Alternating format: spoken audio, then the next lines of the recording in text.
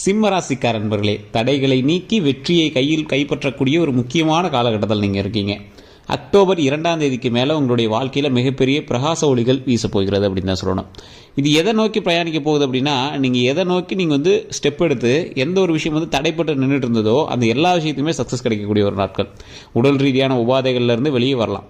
எந்த ஒரு ப்ராப்ளமே கிடையாது. உடல் ஆரோக்கியமாக ஆகக்கூடிய ஒரு முக்கியமான நாள் அப்படின்னு சொல்லலாம். ரொம்ப நாளாக அவதிப்பட்டு இருக்கிறது சார், அந்த பிரச்சனைகள் கொஞ்சம் சரியானா பரவாயில்ல.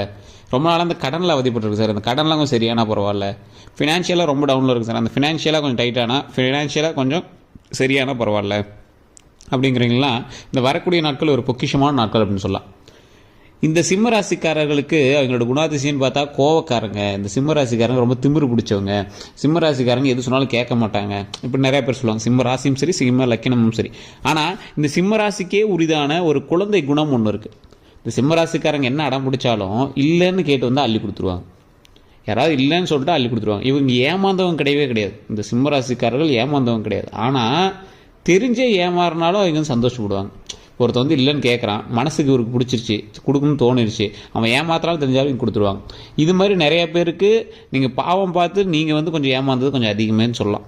உங்களுடைய குடும்ப நண்பர்களாக இருந்தாலும் சரி, குடும்பத்தில் இருக்கிறவங்களாக இருந்தாலும் சரி, இந்த சிம்மராசிக்காரர்கள்ட்ட கொஞ்சம் பாவமாக நடிப்பாங்க. ஏன்னா இந்த சிம்மராசிக்காரர்கள் கொஞ்சம் இலகிய மனம் கொண்டவர், ஈஸியாக கொடுத்துருவார். ஏமாந்து கொடுக்கல, அவர் தெரிஞ்சே தான் கொடுக்குறார். ஸோ அந்தளவுக்கு இந்த சிம்மராசிக்காரர்கள் ஒரு குணாதிசயத்தில் ஒரு கடவுளுக்கு சமமானவர், ஒரு குழந்தைக்கு சமமானவர். இந்த சிம்மராசிக்காரரை பொறுத்த வரைக்கும் அவருடைய வாழ்க்கையில் முன்னேறக்கூடிய ஒவ்வொரு ஸ்டெப்புக்குமே கடவுள் அவருக்கு உறுதுணையாக அமைஞ்சிருக்கும்.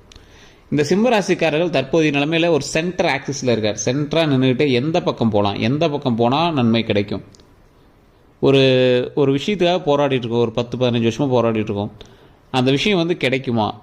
கண்ணு முன்னாடி ஒரு 2-3 வழிகள் தெரியுது. அந்த வழியில் ஒரு வழியில் போனால் கொஞ்சம் சிக்கல் தான், கொஞ்சம் ரிஸ்க் தான். இன்னொரு வழியில் போனால் கொஞ்சம் பயம் இல்லை. இருந்தாலும் எனக்கு அந்த சிக்கல் இல்லாமல் இருக்கிற ஒரு வழி எனக்கு ஒரு நம்பிக்கை இல்லாமல் இருக்குது அப்படின்னு இருப்பீங்க. காதலில் கொஞ்சம் ஒரு முன்ன பின்ன இருக்கும், திருமண வாழ்க்கையில் கொஞ்சம் முன்ன பண்ண இருக்கும். ஸோ இந்த மாதிரி உங்களுடைய காதல் லைஃபாக இருந்தாலும் சரி, தொழில் லைஃபாக இருந்தாலும் சரி, எந்த ஒரு விஷயமா இருந்தாலும் சரி, இப்போ ஒரு கேள்விக்குறியான ஒரு இடத்துல இருப்பீங்க. இந்த இடத்துல இருந்து அடுத்த ஸ்டெப்புக்கு நான் எப்படி சார் மூவ் ஆகுறது அப்படின்னு தவிச்சிட்டு இருந்தீங்க அப்படின்னா, அதற்கான வழி பிறக்கக்கூடிய ஒரு முக்கியமான காலகட்டம் இந்த அக்டோபர் 2க்கு மேலே.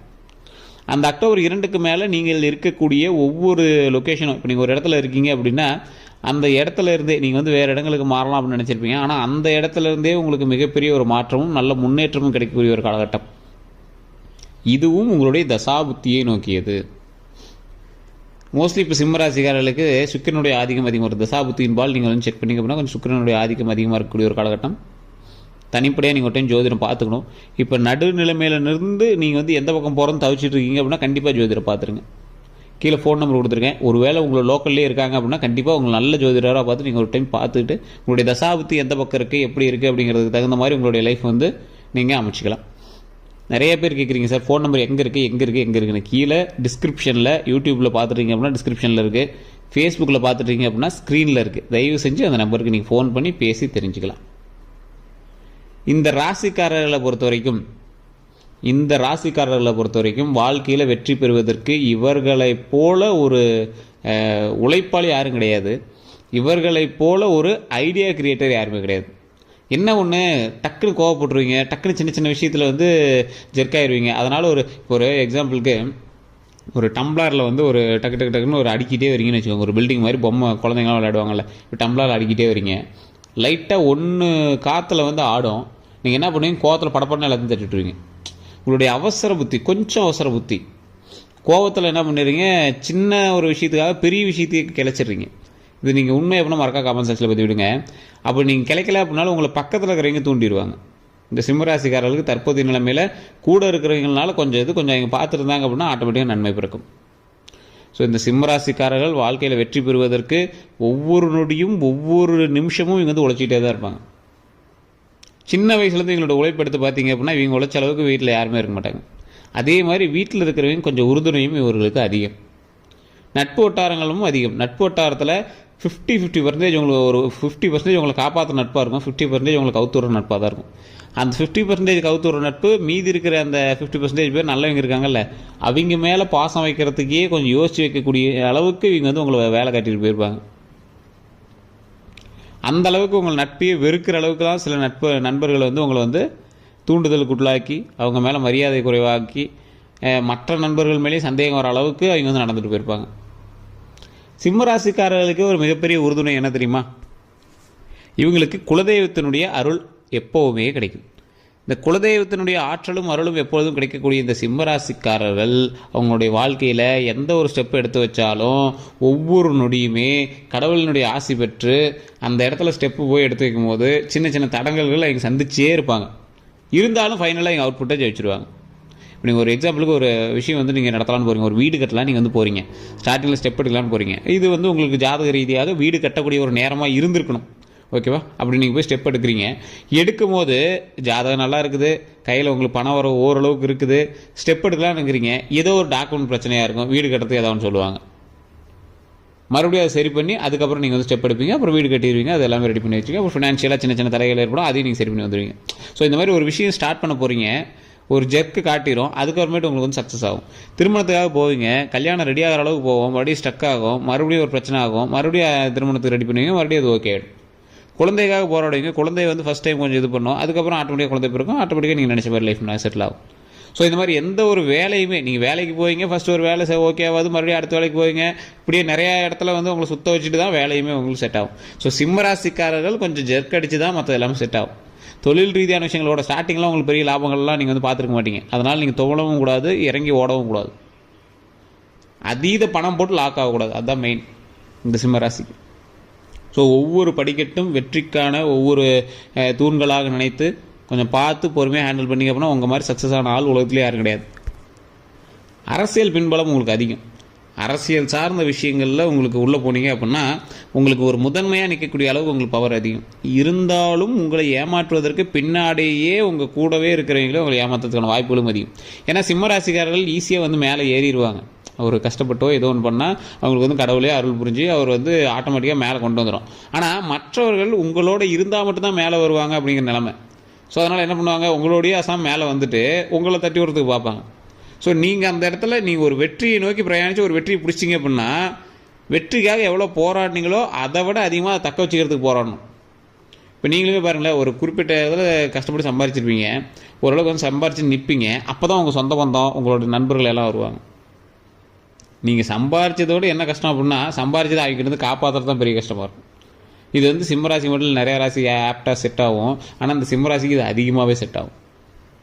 இந்த சிம்மராசிக்காரர்கள் உடல் உபாதைகளில் கொஞ்சம் கவனம், உடல் ஆரோக்கியத்தில் கொஞ்சம் கவனம், வண்டி வாகனத்தில் கொஞ்சம் கவனம். ஸோ தேவையில்லாமல் மது பழக்கங்களோ இல்லை ஏதாவது தீய பழக்க வழக்கங்கள் இருந்துச்சுன்னா அதை அப்படியே ஸ்டாப் பண்ணிட்டு பொழப்பு பார்க்க ஆரம்பிச்சிடணும். இன்னைத்து காலகட்டத்தில் வந்து அதை வந்து அந்த கெட்ட பழக்கத்தை விட்டுருங்க, நல்ல பழக்கத்தை மட்டும் கற்றுக்கோங்க. சிம்மராசியை கெடுக்கிறதுக்கு ஒரு முக்கியமான விஷயம் அதுதான். நட்போட்டாரங்களோ ஏதோ ஒரு நட்போட்டாரங்களோ உங்களுக்கு பழக்கி விட்டுருப்பாங்க, ஏதோ ஒன்று பண்ணியிருப்பாங்க.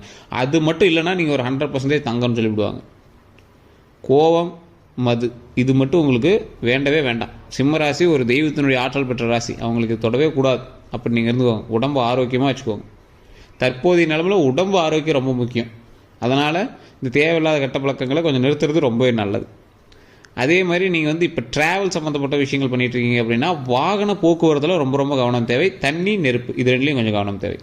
நான் சொன்ன 4 பாயிண்ட்டில் கொஞ்சம் கவனமாக பார்த்துக்கோங்க. தண்ணி, நெருப்பு, வாகனங்கள், உடல் ஆரோக்கியம் இது 4லையும் கவனமாக பார்த்துக்கோங்க. அவ்வளோதான். மற்றபடி உங்களுடைய சொத்து பிரச்சனைகளோ இதெல்லாம் கொஞ்சம் நிலுவையில் தான் இருக்கும். தற்போதைய காலகட்டத்தில் கொஞ்சம் இந்த கேஸ்லாம் போயிட்டு இருக்கு அப்படின்னா பெரிய டக்குனு உங்களுக்கு வந்து முடிவு கிடைக்காது, கொஞ்சம் லேட்டாக தான் கிடைக்க ஆரம்பிக்கும். அது வந்து அப்படியே இழுபறியாக தான் இழுத்துட்ருக்கும். ஸோ அதனால் பெரிய அவுட்புட் கிடைக்காது. உங்களுடைய ராசியின்படி போகிற அளவுக்கு வளர்ச்சிக்கான நேரம் உங்களை வந்து பிரதிபலிக்கக்கூடிய நேரம். இப்போ நீங்கள் ஒரு வீடியோ போட்டிங்க, ஒரு யூடியூப்பில் வீடியோ போட்டிங்கன்னா கூட கொஞ்சம் ஃபேமஸ் ஆகிட்டு இருப்பீங்க. பெரிய ஃபேமஸ் இல்லை அப்படின்னாலும் ஓரளவுக்கு உள்ளூர்லேயாவது உங்களுக்கு தெரிகிற அளவுக்கு நீங்கள் வந்து கொஞ்சம் ஃபேமஸ் ஆகிட்டு தான் இருப்பீங்க. அந்தளவுக்கு உங்களுக்கு வந்து இது வந்து ஒரு லக்ஸுரி லைஃப்னு சொல்லுவாங்க. சுக்கரனுடைய ஆதிக்கம் இருந்தால் திரைத்துறையிலையோ இல்லை டிஜிட்டல்லையோ இல்லை மக்கள் மத்தியிலையோ உங்களை வந்து விளம்பரமாக்கும். அது நல்லபடியாக விளம்பரமாக்குறதும் கெட்டபடியாக விளம்பரமாக்குறதும் உங்களுடைய நடவடிக்கை பொறுத்திருக்கு. ஆனால் தற்போதைய நிலைமையில் நல்லபடியாக விளம்பரமாக்குறது தான் நடந்துகிட்ருக்கும். ஸோ அந்தளவுக்கு உங்களை வந்து கவனிக்கக்கூடிய நபர்கள் அதிகமாகுவாங்க. இப்போ நீங்கள் எது பண்ணாலும் உங்களை வந்து கவனிப்பாங்க. அப்போ நீங்கள் என்ன பண்ணணும், எந்த விஷயம் செய்தாலும் ஒழுக்கமாகவும் உங்களை பார்த்து மற்றவர்கள் கற்றுக்கொள்ளும்படியும் நீங்கள் வந்து நடந்துக்கணும். உங்களை பார்த்து உங்களுடைய குழந்தை கற்றுக்குது அப்படின்னா உங்களோட வீட்டுக்குள்ளே நீங்கள் ஹீரோ. இப்போ உங்களை பார்த்து ஊரே பார்க்குது அப்படின்னா நீங்கள் என்ன நடக்கிறீங்களோ அதை பொறுத்து தான் நீங்களே ஹீரோவாக மாறுவீங்க. ஸோ அந்தளவுக்கு உங்களுடைய நடவடிக்கைகள் ரொம்ப நல்லதாக அமையணும் அப்படிங்கிறது இந்த ஒரு முக்கியமான விஷயம். ஸோ உங்களுடைய மேனரிசம் படி தேவையில்லாத வம்புகளுக்கு நீங்களாவே போய் ஆஜராவீங்க. அந்த வம்பு வழக்குகளை கொஞ்சம் நீங்கள் தள்ளி வச்சிங்க அப்படின்னா உங்களுடைய வெற்றிக்கு முதல் படியாக அந்த விஷயம் அமையுது. ஏன்னா உங்களுடைய பாதையை இப்போ நீங்கள் சரி பண்ண வேண்டிய நேரம். மற்றவனோட பாதையில் நீங்கள் போய் இப்போ நீங்கள் குறுக்க போய் நிற்கக்கூடாது. உங்களுடைய பாதையை சரி பண்ணீங்க அப்படின்னா சக்ஸஸ் நோக்கி பிரயாணிக்கிறதுக்கு இது ஒரு அருமையான காலகட்டம். எப்படி தொழிலையும் பரவாயில்லையா இருக்குது, குடும்பத்திலையும் பரவாயில்லையா இருக்குது, கல்வி சம்மந்தப்பட்டது, வருமானம் சம்மந்தப்பட்டது, திருமண தடைகள் நீக்குவதற்கும் இது சரியான ஒரு நேரமாக அமையுது. குழந்தை பேருக்கும் ஒரு சரியான நேரமாக அமையுது. இந்த நேரத்தில் நமக்கு என்ன தேவையோ அதை தான் நம்ம வாங்கிக்கணுமே தேவை. மற்றவர்களுக்கு போய் நம்ம ஏதாவது ஹெல்ப் பண்ணுறேன், அது பண்ணுறேன், இது பண்ணுறேன், அவங்க பிரச்சனையை காப்பாற்றுறேன் அப்படின்னு நீங்கள் போகக்கூடாது. ஸோ இது ஒரு முக்கியமான ஒரு விஷயமாக கருதப்படுது. தேவையில்லாத வம்பு வழக்குகளுக்கு தலையிடவே கூடாது அப்படிங்கிறது ஒரு முக்கியமான பாயிண்ட். ஸோ மற்றபடி உங்களுக்கு எந்த கருத்துக்கள் இருந்தாலும் சரி கட்டாயம் நீங்கள் கமெண்ட் செக்ஷனில் பதிவிடலாம். அதே மாதிரி தயவு செஞ்சு கீழே தான் ஃபோன் நம்பர் கொடுத்துட்டு அந்த ஃபோன் நம்பருக்கு ஃபோன் பண்ணுங்கள். இல்லைனா ஃபேஸ்புக்கில் பார்த்தீங்கன்னா மேலே ஸ்க்ரீன்லேயே நம்பருக்கு அந்த நம்பர் பண்ணுங்கள். இல்லைனா வாட்ஸ்அப் குரூப் இருக்குது, அதில் ஆட் ஆகிட்டிங்க அப்படின்னா அதில் நம்பர் போடுவோம். அதில் நீங்கள் ஃபோன் பண்ணி ஜோதிடர்கிட்ட பேசிக்கலாம். வேறு எந்த ஒரு கருத்துக்களாக இருந்தாலும் மறக்காமல் கமெண்ட் பண்ணிவிட்டு ஃபோன் நம்பருக்கு ஃபோன் பண்ணிக்கோங்க, நீங்கள் பேசி தெரிஞ்சுக்கலாம். நீங்கள் ஃபேஸ்புக்கில் நீங்கள் பார்த்துருக்கீங்க அப்படின்னா ஃபாலோ பண்ணிக்கோங்க. யூடியூப்பில் பார்த்துருக்கீங்க அப்படின்னா கண்டிப்பாக சப்ஸ்கிரைப் பண்ணிக்கோங்க. எல்லோருக்கும் நன்றி நண்பர்களே. சப்ஸ்கிரைப் பண்ணிட்டு பக்கத்தில் பெல் பட்டன் ப்ரெஸ் பண்ணி அதில் ஆல் கிளிக் பண்ணிக்கோங்க. அப்போ தான் உங்களுக்கு நோட்டிஃபிகேஷன் சேரும். எல்லோருக்கும் நன்றி.